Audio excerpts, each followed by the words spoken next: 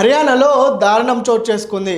స్థానికంగా ఒక స్కూల్లో పనిచేస్తున్న ఒక టీచర్ని గుర్తు తెలియని వ్యక్తి అక్కడ మాట్లాడాలని పిలిచాడు. అయితే ఈ క్రమంలో ఏదైతే అనుమానితుడిగా ఉన్న గుర్తు తెలియని వ్యక్తి ముఖం నిండా మాస్క్ను కప్పుకొని వచ్చాడు. అయితే అక్కడ పనిచేస్తున్న టీచర్కి తెలియదు, తను నడుస్తున్న అడుగులే తన జీవితానికి ఆఖరి అడుగుల్లా మారిపోయాయి.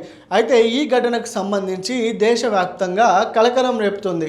అయితే హర్యానాలోని ఫరీదాబాద్లో సంధ్య అనే టీచర్ అక్కడ ఒక ప్రైవేట్ స్కూల్లో పనిచేస్తుంది. అలా పనిచేస్తున్న క్రమంలో స్థానికంగా ఉండే యువకుడు అక్కడికి వచ్చాడు. అయితే వచ్చిన యువకుడు ముఖం నిండా మాస్క్తో కవర్ చేసుకున్నాడు. ఆ గుర్తు తెలియని వ్యక్తి అక్కడ ఉన్న స్థానిక విద్యార్థిని టీచర్తో మాట్లాడాలి అని చెప్పాడు. అయితే ఇదే క్రమంలో ఏదైతే ఆ విద్యార్థి ఉందో వెళ్ళి ఆ టీచర్కి చెప్పింది. ఇంకేముంది, ఆ టీచర్ ఎవరై ఉంటారని మెల్లిగా నడుచుకుంటూ అతని వద్దకు వచ్చింది. అయితే ఆకస్మికంగా తన జేబులో నుండి ఆయుధాన్ని తీసి క్షణికావేశంలో ఆ టీచర్పై దాడి చేసి అత్యంత కిరాతకంగా తనని హతమార్చాడు. స్థానికంగా ఈ వీడియో భయాందోళనకు గురిచేస్తుందని చెప్పవచ్చు. అయితే ఇదే క్రమంలో ఆ గుర్తు తెలియని వ్యక్తి ఎవరు, టీచర్పై దాడి చేయడానికి గల కారణాలు ఏమున్నాయి, ఆ టీచర్కి ఇతనికి ఏం సంబంధం ఉందని అక్కడ ఉన్న పోలీసులు కూడా దర్యాప్తు చేస్తున్నారు. అయితే అక్కడున్న పోలీసులు కూడా ఈ కేసును ఛేదించేటందుకు నిందితుడిని అదుపులోకి తీసుకొని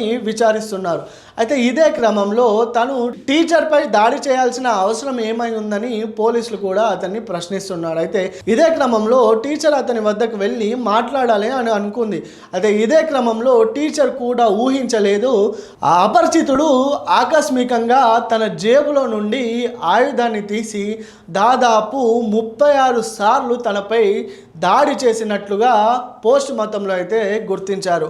అయితే తను అధిక రక్తస్రావం వల్ల తను అక్కడే తన శ్వాసని వదిలేసింది.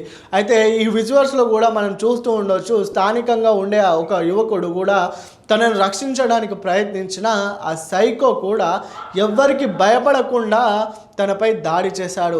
ఎటుపోతుంది సమాజం, రోజు రోజుకి ఎందుకు ఈ విధమైన క్రైమ్ రేట్ అనేది పెరుగుతుంది? ఆ పోలీసులు కూడా నిందితుడిని అదుపులోకి తీసుకున్నారు, అన్ని కోణాల్లో దర్యాప్తు చేస్తున్నారు. ఇలా దర్యాప్తు చేస్తున్నా కూడా ప్రజల్లో కొంచెం కూడా భయం అనేది కలగట్లేదు. అయితే ఇలాంటి నిందితులకి కఠినంగా శిక్షిస్తే ఇంకెవరికైనా తప్పు చేయాలి అనిపిస్తే ఈ నిందితుడికి పడిన శిక్షను చూసి ఆగిపోయే అవకాశాలు ఉన్నాయని కూడా నిపుణులు మాట్లాడుతున్నారు. అయితే ప్రస్తుతానికి దేశంలో క్రైమ్ రేట్ విపరీతంగా పెరిగిపోతుంది. స్థానికంగా అంటే పాతకాలంలో అంటే చదువు రాని వాళ్ళకంటే వాళ్ళకి లా అనేది తెలియదు, సమాజం అనేది తెలియదు, వాళ్ళకి తెలియని రోజులనే క్రైమ్ అనేది చాలా తక్కువగా ఉంది. కానీ ఇప్పుడు ఎడ్యుకేషన్లో కానీ ఏఐలో కానీ ప్రతి ఇండస్ట్రీలో ఇండియా దూసుకుపోతుంది. ప్రతి ఒక్కరూ చదువుకుంటున్నారు. మరి చదువుకున్న విద్యార్థులు ఈ విధంగా చేయడానికి గల కారణాలు ఏమై ఉంటాయని, ఏ విధమైన కారణాలు ఉంటాయని అన్ని కోణాల్లో అయితే ఇన్వెస్టిగేషన్ చేస్తున్నారని చెప్పవచ్చు. మొత్తానికైతే దేశంలో క్రైమ్ రేట్ విపరీతంగా పెరిగిపోతుందని చెప్పుకోవచ్చు.